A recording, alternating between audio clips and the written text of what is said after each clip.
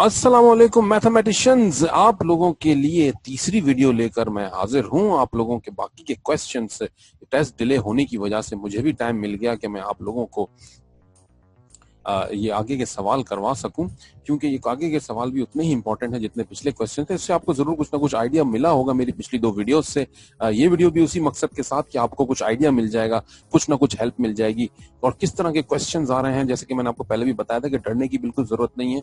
इसमें question logical ज्यादा है बनिस्बत के आपके कोर्स के हिसाब से कुछ सवाल आ जाए कि जो कोर्स में आपको मुश्किल कर रहे हैं कि आपने पढ़ा नहीं है इंटर अभी तक पूरा और इंटर में से कुछ आ जाए, ऐसा कुछ भी नहीं है। जस्ट आपको इसमें प्लेन एंड सिंपल इसमें जो बात हो रही है वो ये है कि लॉजिकल क्वेश्चन ज्यादा हैं और जो उसके जितने भी सिंप्लीफिकेशन के क्वेश्चन हैं वो जरा कम ही होते हैं, लॉजिकल क्वेश्चन ज्यादा है। ओके जी, तो अब हम स्टार्ट करते हैं जल्द से जल्द अपना नेक्स्ट क्वेश्चन, जो कि है 26 क्वेश्चन नंबर 26 में इजी क्लियर वर्डिंग में आपके सामने लिखा हुआ है कि करना क्या है। क्वेश्चन नंबर 26 में ये आपके सामने पेज, जो नेक्स्ट पेज है, हम इस पेज से शुरू करेंगे। Let O be the centre of the segment A B, that is 20, the diameter of this circle is 20। मतलब कि ये 10 हो गया और ये 10 हो गया। कुछ रिजल्ट्स आपने फिगर देखकर ऐसे सवालों में जल्दी से इंटरप्रेट करने होंगे, जिस तरह की ये 10-10 है। बहुत ही इंपॉर्टेंट रिजल्ट है और बहुत ही जिसे कह सकते हैं कि इंपॉर्टेंट और बहुत क्रिटिकल रिजल्ट है ये। अभी आप आगे काम आए। चलें जी, आगे क्या बोल रहा है। It is externally tangent to the circle with diameter AO and BO and internally tangent to a circle with diameter AB. Find the radius of S. अच्छा, S एक सर्कल है, A और B के बीच में दो सर्कल्स और हैं और एक बड़ा सर्कल है जिसका डायमीटर AB है। तो ये S जो है ये इंटरनली टेंजेंट है, मतलब इंटरमिक्स नहीं हो रहे हैं। ये तीनों सर्कल एक दूसरे के अंदर फिक्स हैं। इस बड़े सर्कल के अंदर ये तीनों फिक्स हैं, एक दूसरे से टच हो रहे हैं, इंटरसेक्ट नहीं हो रहे हैं। ठीक है जी, चले। अब ये बात क्लियर होने के बाद हम नेक्स्ट काम क्या करेंगे कि इस सर्कल की अगर हम एक सेंटर बना लें और सेंटर से हम एक लाइन ड्रॉ करें, ये वाली लाइन ड्रॉ करें। ठीक है जी, और अगर इस लाइन को मैं एनलॉन्ग करके नीचे तक ले आऊं तो ये वाली जो बड़ी लाइन है इसके अंदर आप गौर करेंगे कि ये एक यहां से इस हिस्से से लेकर नीचे तक, अगर मैं कलर जरा चेंज कर दूं तो आपको मेरी बात शायद थोड़ा बेहतर समझ में, इस हिस्से से लेकर इस नीचे वाले हिस्से तक ये डायमीटर है छोटे सर्कल का, जो अंदर तीसरा सर्कल है। डायमीटर में दो रेडियस छुपे होते हैं, मतलब कि यहाँ पर 2r है एक तरह से। अगर इस बड़े छोटे सर्कल का जो रेडियस, अंदर वाले सर्कल का छोटे वाले का अगर रेडियस r है तो ये 2r यहाँ पर है, यानी ये हो गया 2r। इसका मतलब ये जो तीसरा हिस्सा छोटा बचा हुआ है, ये दोनों साइड्स जबकि बराबर हैं तो ये वाला डिस्टेंस भी इस O तक का बराबर ही है। मतलब कि ये O से लेकर यहां तक का डिस्टेंस तीन पार्ट्स में, जैसे O से लेकर ऊपर इस पॉइंट को मैं P का नाम दे देता हूं, O से लेकर P तक का जो डिस्टेंस है वो तीन पार्ट्स में टूटा हुआ है, जिसमें से ये दो पार्ट तो डायमीटर के हो गए, ये तीसरा पार्ट भी इसी का सेम टू सेम पार्ट है। अब अगर मैं ये पूरी लाइन 10 सेंटीमीटर की, अब ये सोचना कि 10 सेंटीमीटर क्यों है, ऑब्वियसली 10 रेडियस, ये सर्कल का रेडियस है। और से देखें, O से लेकर यहां तक मैं जैसे इसको ज्वाइन करूंगा ऊपर P पॉइंट तक, तो ये तो असल में सर्कल का रेडियस है। सर्कल का रेडियस 10 बनेगा। वही मैंने कहा कि 10 बहुत क्रिटिकल पॉइंट है और इसी से हमें आंसर मिलेगा। तो इस ऑप्शन में अगर हम देखना शुरू करें तो 10 एक ही जगह लिखा हुआ है, वो है B। चलो अभी भी और आगे देखते हैं, अपॉन में 3 क्यों आया इसमें, चलें देखते हैं।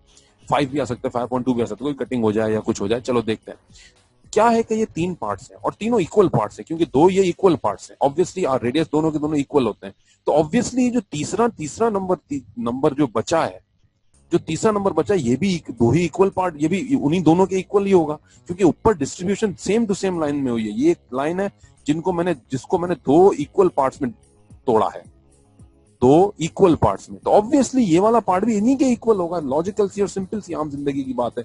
तो अगर ये आर है तो ये भी आर है और ये भी आर है, तो ये दो हिस्से चले गए, तो ये तीसरा हिस्सा क्या बचा। तीसरा हिस्सा किसी भी चीज के तीन हिस्से करते हो तो क्या जवाब आता है, उस टोटल अपॉन 3, तो 10/3 इस छोटे हिस्से का जवाब है। अगर मैं आपसे पूछूं कि डायमीटर क्या है, इसी सवाल को थोड़ा सा मॉडिफाई कर दूं, जैसा कि मैं अक्सर करता हूं, मैं इसी सवाल को मॉडिफाई करके आपसे पूछूं कि डी की वैल्यू यानी diameter of this small circle is what, तो आप उसका जवाब क्या दे सकेंगे, उसका जवाब होगा 10/2,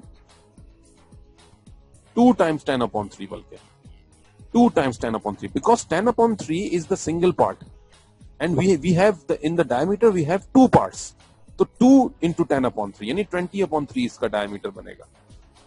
ये बात समझने की कोशिश करें, ठीक। फिर से इसकी अगर कोई चीज मिस हो जाए तो फिर से रिवाइंड करके मेरी पूरी बात सुनेंगे तो आपको उसमें लॉजिक खुद ब खुद मिल जाएगी कि ये 20/3 क्यों आया अगर मैं डायमीटर पूछता हूं तो, लेकिन इसका एक्चुअल जवाब है 10/3। Okay, let's move on to the next question. Next question के लिए 27 क्वेश्चन के लिए हम हाउ मेनी रियल, अब ये सवाल आ गया किस टाइप का, लॉजिकल टाइप का, ये सॉल्यूशन करना नहीं है लेकिन इसका लॉजिक ढूंढनी है। How many real solution does this equation have, इस इक्वेशन के कितने रियल सॉल्यूशन होंगे, ये निशान तो आप पहचान ही गए होंगे, ये होता है मॉड्यूलस का साइन, एब्सोल्यूट वैल्यू का साइन। मैट्रिक में भी आपने जरूर ये चीज पढ़ी होगी जिसके दो वैल्यूज होती हैं प्लस और माइनस में, यानी इसको रिमूव करते हैं तो राइट हैंड साइड में प्लस और माइनस की वैल्यू लिख के सॉल्व करते हैं। ओके, चलो थोड़ा सॉल्व कर लेते हैं। इसके अंदर दो नेस्टेड रेडिकल्स हैं, एक रेडिकल से तो आपने डील किया, दो से डील नहीं किया।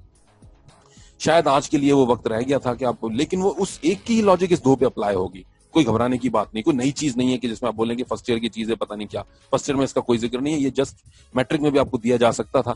इनफैक्ट मैं तो ये सोच रहा हूँ कि मेरी अगली क्लास जो बैच आएगी उसमें जरूर मैं नेस्टेड और इस तरह का क्वेश्चन, नेस्टेड एब्सोल्यूट वैल्यू वाले क्वेश्चन करवाया करूंगा। खैर, तो ये इसमें सबसे पहले आउटर एब्सोल्यूट वैल्यू को रिमूव करेंगे तो आपको पता होगा ही कि एक अंदर वाले को तो मैंने कुछ नहीं किया, लेकिन बाहर वाले को रिमूव करके मुझे दो आंसर मिले, एक प्लस का 1 और एक माइनस का 1।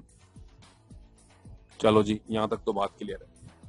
अब ये बात क्लियर होने के साथ साथ एक चीज बहुत इंपॉर्टेंट और क्रिटिकल, माइनस का 2 जब वहां जाएगा तो इस प्लस के 1 के साथ प्लस का 2 हो जाएगा तो 3 हो जाएगा, माइनस का 2 वहां जाएगा प्लस का हो जाएगा तो प्लस का 1 हो जाएगा। अब क्या है कि we have another modulus and we have 2 positive values. ठीक है भाई, यहां तक तो सब कुछ सही चल रहा है।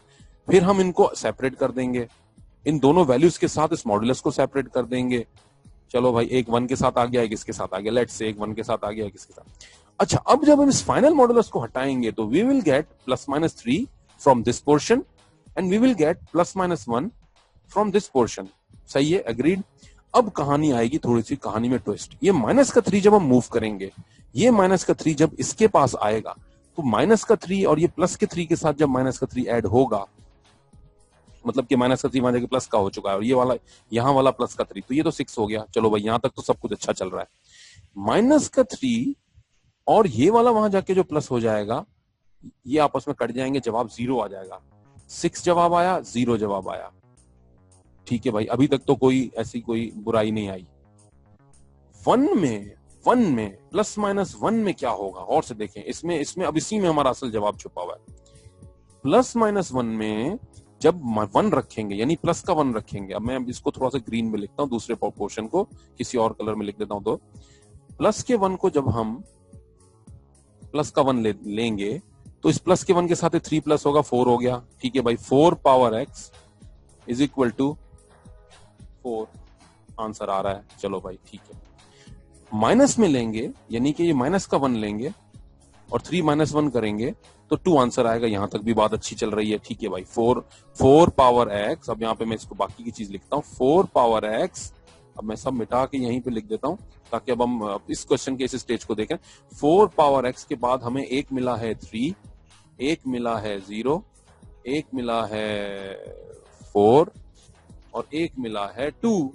सही है, दिखने में तो ऐसा लग रहा है कि हाँ भाई, अब मैं अगर इस 4 पावर x के साथ सबको सेपरेट लिख दूं तो x का कोई ना कोई जवाब लाजमी आएगा। मिसाल के तौर पर 4 power x is equal to 4 में 4 power 1 x is equal to 1। ठीक है भाई, अच्छा आंसर है, जबरदस्त, मजा आ गया।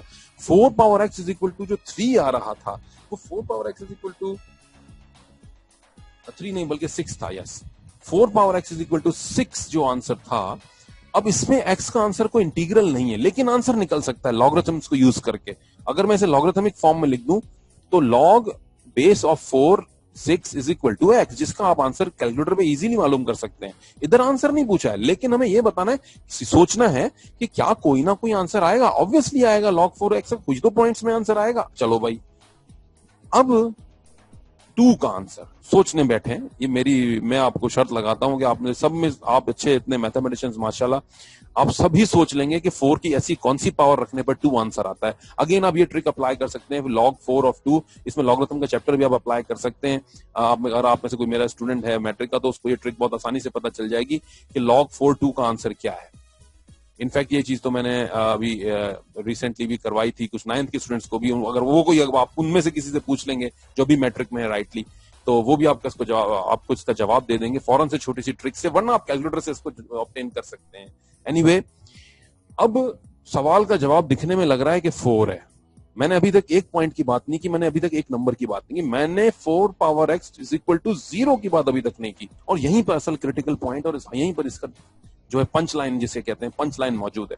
वो क्या है? 4 power x is equal to 0 आ ही नहीं सकता x की किसी भी वैल्यू पे, क्योंकि अगर हम किसी नॉन जीरो नंबर पर कोई भी पावर देंगे वो आंसर कभी 0 नहीं आएगा। 0.00001 आ सकता है। आप छोटी से छोटी पावर दे दें, 0.7, 0.0001 नेगेटिव पावर कुछ भी दे दें, कभी भी 0 एग्जैक्ट आंसर आ ही नहीं सकता। इसका मतलब कि ये 3 तो नंबर हमें मिले थे, एक मिला था 6, एक मिला था 0, एक मिला था 2, एक मिला था 4, ये 0 वाला पॉसिबल नहीं है। इट मींस कि we have only 3 scenarios in which we get the value of x, a real value of x।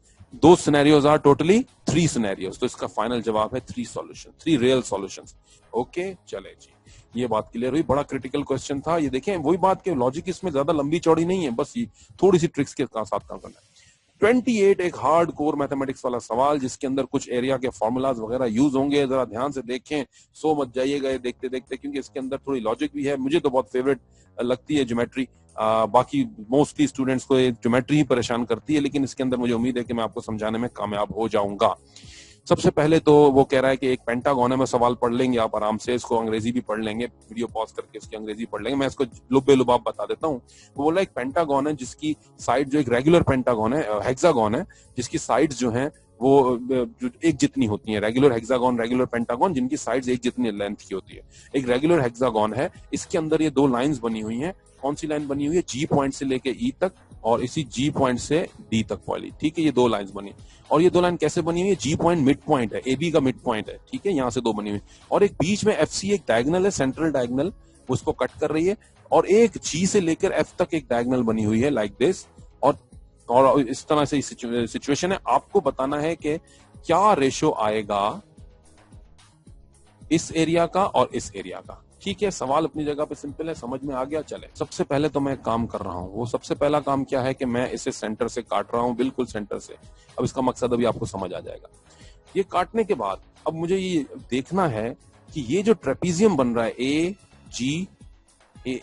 जी, और इस पॉइंट के साथ ये जो यहाँ पॉइंट है, मैं इसको फिलहाल एक डॉट लगा लेता हूं, ये वाला पॉइंट, ये ए जी, और इस पॉइंट को मैं पी का नाम अगर दे दूं तो सब आसान हो जाएगा मेरे लिए। तो इस ए जी पी एफ, ये जो ट्रेपीजियम बन रहा है, इस ट्रेपीजियम को चेक करना है कि इस ट्रेपीजियम का एरिया नीचे वाले किस ट्रेपीजियम के बराबर है। एक्चुअली ये area A G P F का area I H D E के बराबर है। अब ये क्यों है? देखिए, ये पूरा का पूरी लाइन सपोज करें 2x के बराबर है। मैं 2x इसलिए ले रहा हूं ताकि इसको हाफ करूं तो x हो जाए। तो ये एजी जो है वो x हो गया। सही बात है भाई, बिल्कुल सही बात है। अच्छा, इसकी जो हाइट, ये जो लाइन लंबी जा रही है, ये हाइट, ये असल में इस हेक्सागन की विड्थ है, ठीक है भाई।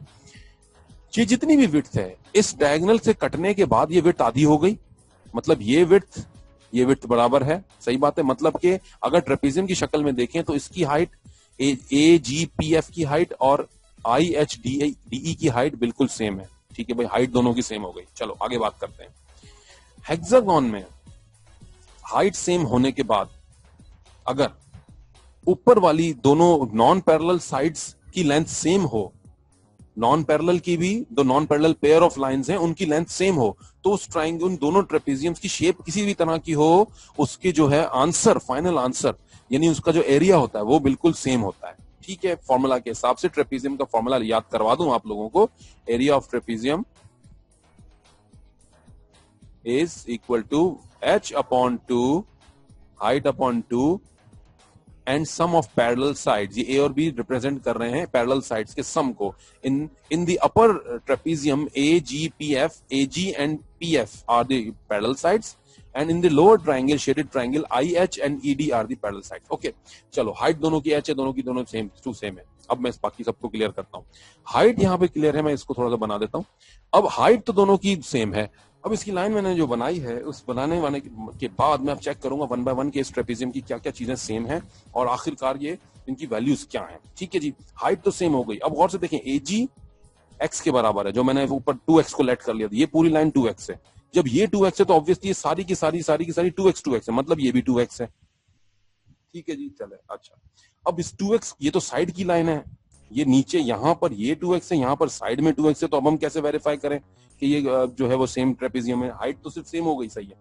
गौर से देखें, जो टोटल लेंथ यहाँ पर बन रही है, जो टोटल लेंथ बन रही है इसकी, एक्चुअली वो लेंथ 2x प्लस 2x है, यानी कि ये यहां से लेके ये भी 2x है और ये यहां से लेके 2x है। क्यों? देखें, रेगुलर हेक्सागोन को आप किसी सर्कल के अंदर इंस्क्राइब करें, असल में ये सर्कल के अंदर इंस्क्राइब करना है इसको। ये देखें, मैं यहाँ से आपको, मैं ऐसे कर लेता हूँ इसको कि आपकी ये जो पूरी की पूरी लाइन है, अगर मैं इसके अराउंड एक सर्कल ड्रॉ करूं, मैं मुझे फिक्स शेप से सही नहीं आएगा ये, मुझे इस पे शेप इस तरह करके एक सर्कल ड्रॉ करना पड़ेगा रफली देसी तरीके से। तो ये ऐसे करके सर्कल आएगा जिसके कोनों पर ये अज्यूम कर लीजिए, वैसे एक्यूरेट तो नहीं है, अज्यूम कर लीजिए कि ये इसके कोनों पे ये टच हो रहा है। ठीक है भाई, चलो यहाँ तक तो बात सही है। तो ऑब्वियसली ये सर्कल का सेंटर होगा। अब सर्कल के सेंटर से ये जितने डिस्टेंसेस होते हैं इसके कॉर्नर के, वो सब बराबर होंगे। तो अब आप खुद गौर से देख सकते हैं, जब सारी की सारी साइड जितनी भी थी वो 2x से बराबर थी, ये वाली साइड दोनों की दोनों, तो ये वाली साइड कहां से, यहां से लेके यहां तक, ये वाली पूरी की पूरी नहीं है 2x, ये वाली दोनों साइड जो है वो 2x होंगी। यानी कि अब ये साइड भी 2x है, ये भी 2x है, तो ऑब्वियसली ये भी 2x है, क्योंकि ये दोनों रेडियस के ही बराबर हैं, ये और ये और ये तीनों रेडियस हैं, ये और ये और ये तीनों रेडियस है। ठीक, तो इसका मतलब है कि इस FC इज एक्चुअली 4x, यानी 2x प्लस 2x। चलो भाई, अब 4x तो ये है, इसका मतलब कि यहां से लेके ये यहां तक टोटली 2x है। सही बात है भाई। अच्छा, अब अगर मैं इसको सेंटर से काटता हूं यो यहां पे, तो इसका मतलब ये छोटा सा जो पोर्शन है ये x/2 है। अब ये x/2 क्यों है? देखें, ये x/2 यानी आधा है, ये अब असल में 2x का भी आधे का आधा, यानी 2x/4 समझ लें इसको आप, ये फोर्थ पार्ट है। ऐसा क्यों बोल रहा हूं? क्योंकि ये सेंटर वाला जो ये पार्ट आया है, ये वाला सेंटर वाला पार्ट, ये सेंटर वाला पार्ट असल में इस 2x के थोड़ा हिस्सा यहां से कटा है और 2x का यहां से थोड़ा सा हिस्सा कटा है, तो थोड़ा थोड़ा दोनों का हिस्सा मिलाएंगे तो ये मिलकर 1 हो रहा है, यानी कि ये पूरा का पूरा एक x के बराबर है। और ये वाला पार्ट और ये वाला पार्ट दोनों के दोनों सेम टू सेम आ रहा है। ये वाला पार्ट इन दोनों के सेंटर में आ रहा था और ये वाला पार्ट इधर से आ रहा था, तो इस वजह से ये वाला जो ये पोर्शन बना है, ये वाला, ये सेंटर वाला IH जिसको मैं कहना चाहता हूं IH, ये IH असल में x के ही बराबर है। और अगर इसको और भी विजुलाइज करना चाहें तो मैं इसको एक और लाइन बना के आपको दिखा सकता हूं। ये देखें, मैं A से I तक एक लाइन बना रहा हूं, G से H तक को भी एक रेड लाइन पे कर रहा हूं, तो ये क्या बन गया? पैरेललोग्राम बन गया। इस पैरेललोग्राम का में क्या खास बात होती है? ऑपोजिट साइड इक्वल होती है, जो ये साइड है वो इतनी ही यही साइड दिख रही है आपको, तो ऑब्वियसली ये भी x है। अब इस x को आधा करो तो क्या हो जाएगा? x/2। ठीक है, अब ये बात समझ में आई। Now we have a trapezium in which, ये ट्रेपीजियम की कुछ रफली में बना देता हूं। ये ट्रेपीजियम की जैसी शक्ल है, ये थोड़ा बड़ा बन गया है, लेकिन ये है कि जुगाड़ कर लीजिए फिलहाल। ठीक है जी, तो अब मैं यहाँ पे इसकी वैल्यूज लिखता हूँ। हाइट इसकी है, हाइट फिलहाल इसकी h है। अभी वो हाइट मालूम करना हमारा मकसद नहीं, क्योंकि हाइट का भी मामला खत्म हो जाएगा। ये 2x है, नॉन पैरेलल साइड में भी हमारा मकसद नहीं है, ऊपर x है और नीचे कितना है। देखें, 2x तो ऑलरेडी ये था, यहां से लेके यहां तक ये 2x है, और इस पॉइंट से लेके इस पॉइंट तक ये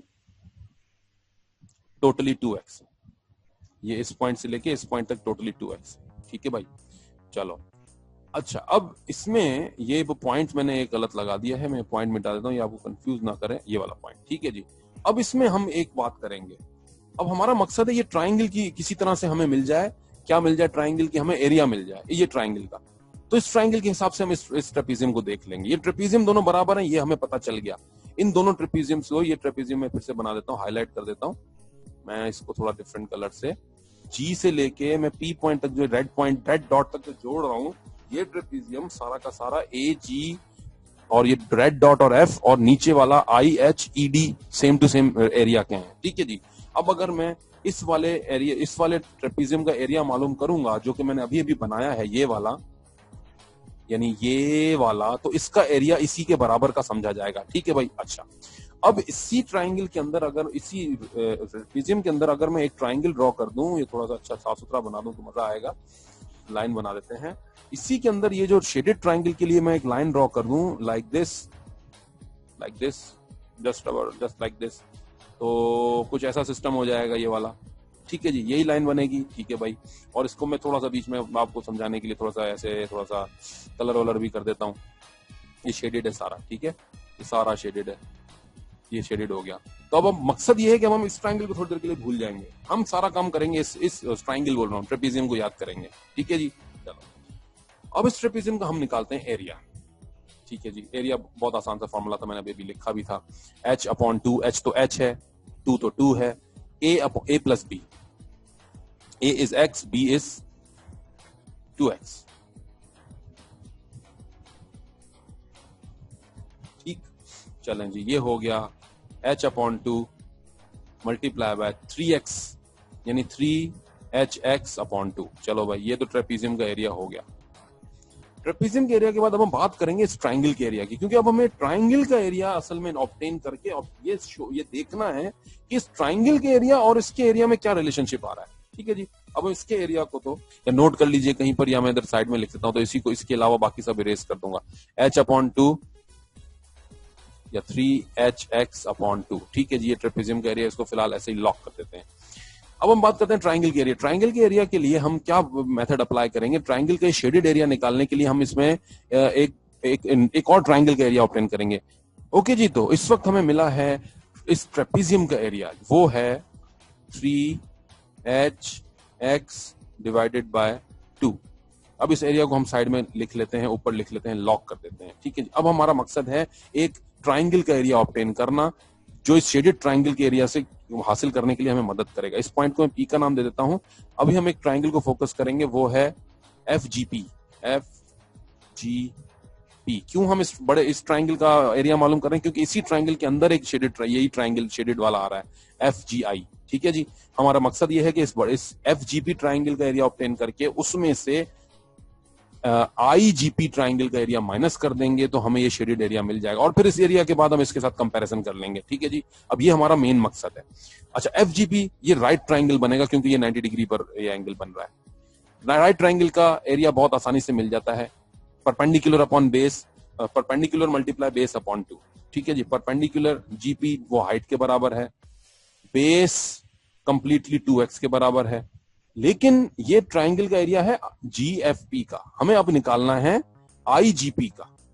नाउ बेस, अब इधर बेस में असल कहानी है। बेस है x upon 2, half of x। x ऊपर था, ये पूरा x था, ये उस x का भी हाफ है, मतलब x अपॉन 2, यानी h multiply by x upon 2 और 1 अपॉन 2 फॉर्मूला वाला मिला के हो जाएगा hx अपॉन 4। अब हमें करना यह है कि शेडेड ट्राइंगल के लिए हमें ट्राइंगल FGP में से ट्राइंगल IGP को माइनस करना है, ताकि वो शेडेड एरिया मिल जाए। FGP है HX, IGP है HX अपॉन 4। आप इस HX को, तो ये तो वेरिएबल्स हैं, आपसे सिंपली ये समझ लें, ये 1 है, ये 1 अपॉन 4 है। 1 में से 1 अपॉन 4 गया, 3 अपॉन 4 बचा। अब बस हमारे पास बात क्लियर हो गई है। हमें असल में करना यह है कि 3hx और इसको डिवाइड करना है और आंसर देखना है कि इन दोनों के बीच के क्या रेशो वाला आंसर, क्योंकि आप आंसर को देखेंगे तो रेशोज में आंसर h वगैरह x वगैरह नहीं है, वो तो मैंने अपनी तरफ से वेरिएबल लिए। तो अब सिर्फ इतना सा काम करना है, hx को फिलहाल आप भूल जाएं, hx वैसे ही कैंसिल हो जाएगा। उधर नंबर था 3 अपॉन 2। ठीक है, this was the area of complete trapezium. ठीक है, कंप्लीट ट्रेपेजियम। अच्छा, इसमें ऊपर आप पढ़ेंगे तो क्या लिखा है, एरिया ऑफ GIF यानी ट्राइंगल के एरिया पहले लिखा है। तो हम क्या पहले ट्राइंगल के एरिया की बात करेंगे, वो कितना आ रहा है, 1 अपॉन 3 अपॉन 4। इसको डिवाइड करेंगे 3/2 से, क्योंकि जब भी कंपैरिजन होता है तो उसमें रेशियोज लिए जाते हैं, तो वैसे ही ऊपर वर्ड का आ रहा है रेशियो का, तो हम रेशियो मतलब डिवाइड, इसकी कटिंग करेंगे, हमें जवाब मिलेगा 1/2। अब इस सवाल में थोड़ा हार्डकोर मैथमेटिक्स यूज हुई, लेकिन ऐसा सवाल एक आध ही होता है जिसमें बहुत ज्यादा मैथमेटिक्स इन्वॉल्व होती है, ठीक है, तो इसको थोड़ा देखना है। ऑब्वियसली वो लोग भी ढूंढ रहे होते हैं ऐसा मैथमेटिशियन जो दूसरों से अलग है, जो मुश्किल सवाल कर पाता है, तो इसीलिए ये ऐसे टेस्ट रखे जाते हैं, और हर कोई ना कर सके। अगर हर कोई इस तरह तुक्के मार के और आसान आसान हलवे खा लेगा तो वो कौन मैथमेटिशियंस कहलाएगा, इसलिए ऐसे सवाल होंगे, ये बता दूं मैं आपको।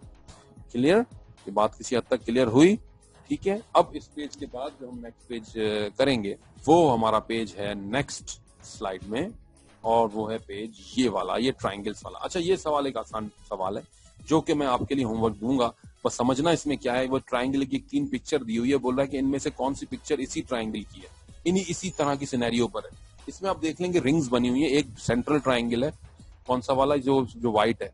व्हाइट ट्राइंगल में ग्रे और ब्लैक ट्राइंगल दोनों कैसे जुड़े हुए हैं ये आप देख सकते हैं, 3D के हिसाब से उसको सोचें, ठीक है। तो बताएं कि इनमें से यही शेप, इनमें से किस, ये नीचे वाली शेप्स में से कौन सी शेप इसी की डीजेनरेट फॉर्म है, यानी इसको टेढ़ा मेढ़ा करके वो शेप बनी है। तो इसका इजी जवाब है, बहुत आसान जवाब है, वो आंसर डी है। आप खुद देखें, सोच के देखेंगे इस तरह के, अगर आपके हाथ में 2 ट्राइंगल्स हो, उसको थोड़ा सा एक ट्राइंगल को दूसरे में, इस ब्लैक ट्राइंगल को इस तरफ कर दें और इस ग्रे ट्राइंगल को इसकी तरफ थोड़ा मिक्स करेंगे आपस में, तो ये इजीली शेप आप इसको देख सकते हैं। ये ऊपर है ग्रे ट्राइंगल, ब्लैक नीचे है, ब्लैक को ऊपर, ग्रे को नीचे भी समझ सकते हैं। इनमें से किसी के अंदर अगर आप गौर से देखेंगे तो इसमें देखें क्या फर्क आ रहा है, ये ब्लैक और ग्रे ट्राइंगल भी एक दूसरे के अंदर घुसे हुए हैं, हालांकि इसके अंदर ब्लैक और ट्राइंगल, ग्रे ट्राइंगल आपस में इंटरसेक्ट नहीं हो रहे हैं बीच में, और ये तो हो ही नहीं सकता। ये ऐसा लग रहा है कि जैसे व्हाइट सबसे अलग है, ग्रे सबसे अलग है और ये अलग है। तो समझ रहे हैं मेरी बात, तो अब इसके सवाल के अंदर ज्यादा बात करना जरूरी नहीं है।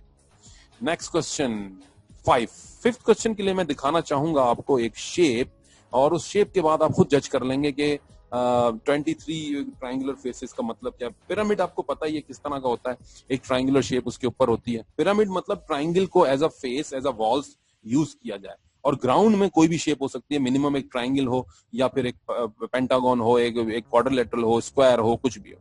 समझ रहे हैं, पिरामिड इस चीज को कहा जाता है, ठीक है।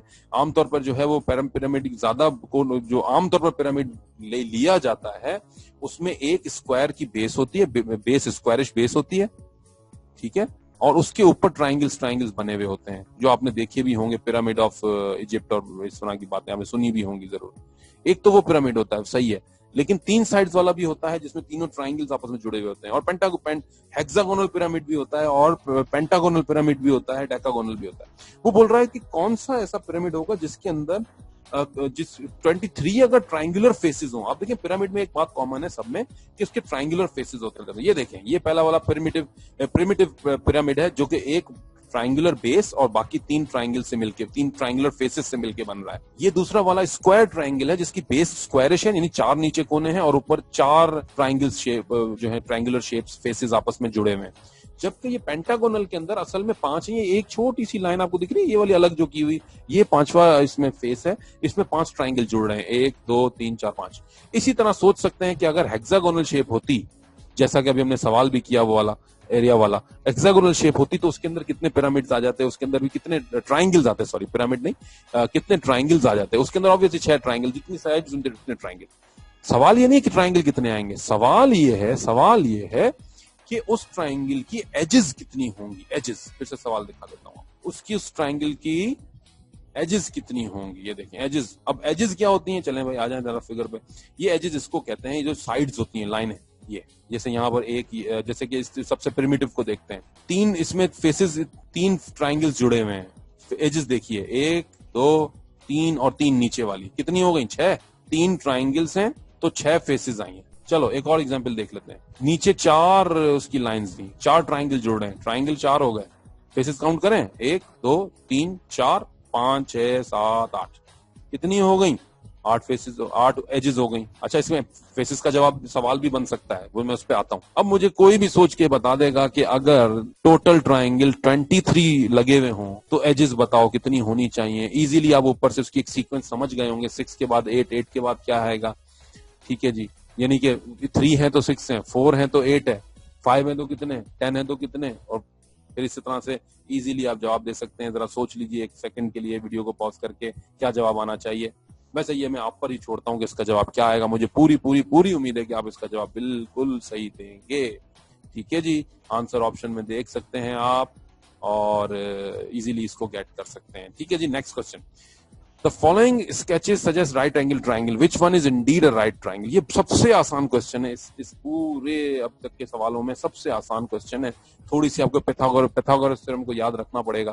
पैथागोरस थ्योरम क्या होती है? Hypotenuse square is equal to perpendicular square plus base square. उस रूल के तहत इन तीनों ट्राइंगल्स की जो साइड्स लिखी हुई हैं, इनको इजीली आप स्क्वायरिंग करके और चेक कर सकते हैं कि किस में क्या आंसर आ रहा है। समझ रहे हैं?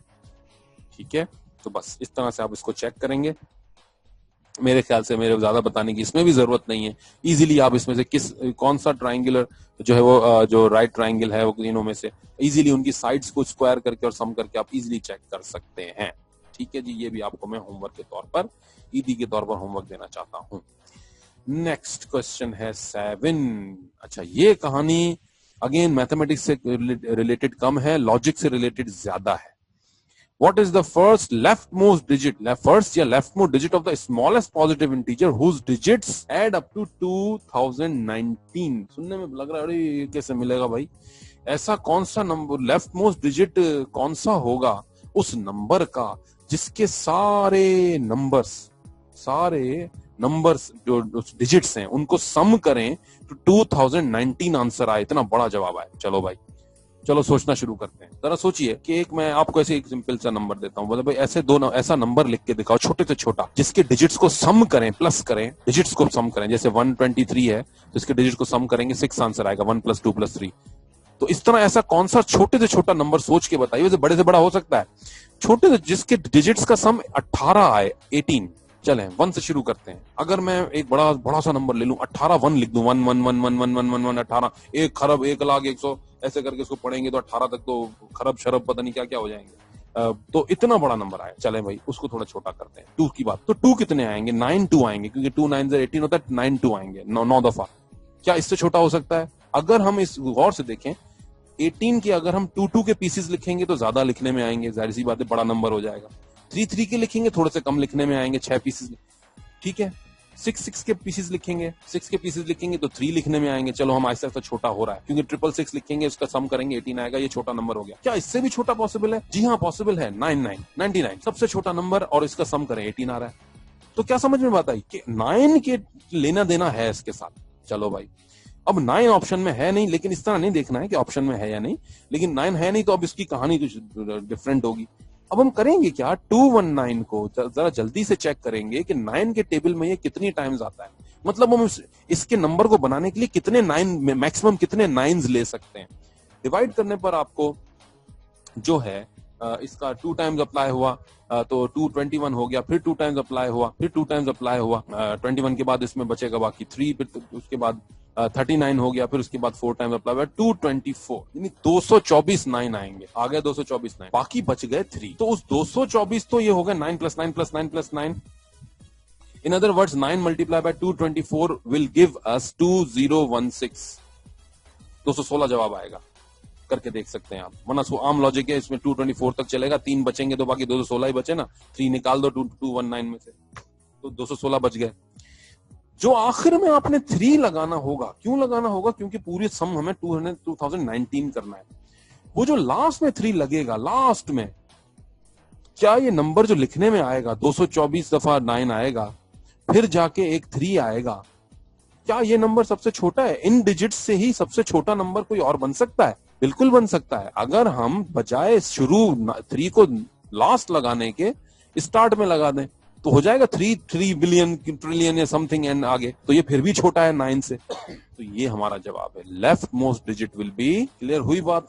बस इसमें अब आपको लॉजिक देखें, थोड़ी सी लगी वहां पे देखें। अब इसमें टाइम 3 घंटे दिया ही इसलिए, मेरे ही इस कैलकुलेटेड टाइम को, मेरे ही सोचने वाले टाइम को आप डबल कर लें तो तब भी आपको टाइम बच जाएगा। बस लॉजिक आपको वहां लगानी है। मेरे ख्याल से इसके बाद हमारे पास बेसिकली 2 पेजेस रहते हैं। अभी के लिए इतना काफी है। यहां तक इन सवालों को अच्छी तरह से इंटरप्रेट कीजिए और मुझे आप ये जरूर बताइएगा, ये वीडियो देखने के बाद मैं आपसे एक सवाल पूछ रहा हूँ कि अब चूंकि डेट एक्सटेंड हुई है, क्योंकि ये तैयारी इतनी जल्दी नहीं हो सकती थी, मैंने अपनी कोशिश की है अपने पिछले क्वेश्चंस को भी देकर, लेकिन उसके बावजूद भी अगर आप में से कोई स्टूडेंट्स ये चाहते हैं कि आप प्रॉपर तैयारी करें, क्योंकि हमारे पास थोड़ा सा वक्त है, अभी उन्होंने कोई डेफिनेट डे नहीं बताया है, डेट नहीं दी है कि कब वो टेस्ट लेंगे, तो हो सकता है हमारे पास 1 महीना हो सकता है, 2 महीने हो सकता है, 4 दिन बाद हो। अगर आप लोग सीरियस हैं इसका टेस्ट देने में, आप जो स्टूडेंट बिल्कुल 100% जो सीरियस होकर टेस्ट देना चाहते हैं और सीखना चाहते हैं, सीख के टेस्ट देना चाहते हैं, तो स्कूल में तो हमें बैठने का मौका नहीं मिल सकेगा। आप अगर मुझे ये बता सकें, अपना इंटरेस्ट शो कर सकें, तो हम एक ऑनलाइन क्लास डेली बेस पर एक छोटी मोटी रख सकते हैं जिसमें मैं आपको ट्रेनिंग दे सकता हूं। मगर ये वीडियोस के सारे सवालात समझाने के बाद मैं ये भी कर सकता हूं कि इन्हीं क्वेश्चन का एक टेस्ट आप लोगों के लिए बना लूं, आप छोटा सा टेस्ट करें, ऑनलाइन ही टेस्ट करें, वहीं के वहीं पूछ लिया, वहीं के वहीं चेक कर लिया, कुछ पूछने लायक चीज पूछ ली, कुछ देखने लायक चीज देख ली। मतलब कि अगर आप इंटरेस्ट शो करते हैं, ये आप पर है, मैं आप पे कोई जोर नहीं डाल रहा, क्योंकि ये आपने अपनी मर्जी से यहाँ पर मैथ कैंगरू में लिया है। आई होप कि आप पे कोई प्रेशर नहीं होगा। तो यहाँ पर भी मैं आपकी मर्जी ही चाहता हूँ, वो फिर मजा उसमें ही आता है, उसमें फिर मुझे भी बताने में अच्छा लगेगा, आपको पढ़ने में अच्छा लगेगा। और फिर आप मुझे बता सकते हैं कि अगर आप इंटरेस्टेड हैं, वाकई सही इतना सीखना चाहते हैं, तो फिर मैं उसकी अप्रोच दूसरी होती है मेरी। ऑब्वियसली फिर मैं इसके बाकी के पेपर्स के सवाल, उसमें से जुड़े हुए कुछ बातें और कुछ अंदाजे, फिर पूरे तरीके से फिर मैं आपको वो सब बताऊंगा। तो जरूर मुझे बताइएगा। तब तक के लिए हम जो है वो अपनी इस लेक्चर को यहीं पर एंड करते हैं। अपना बहुत बहुत ख्याल रखिएगा। अल्लाह हाफिज।